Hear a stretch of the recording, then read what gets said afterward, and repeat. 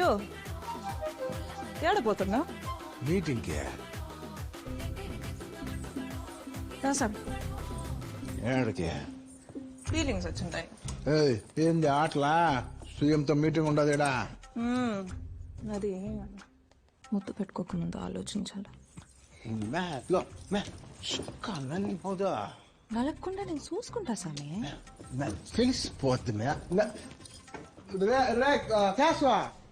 మచ్చా నీ వదినకి చొక్కా నచ్చలేదంట్రా, నేను మార్చుకుని వచ్చేస్తాను నేను.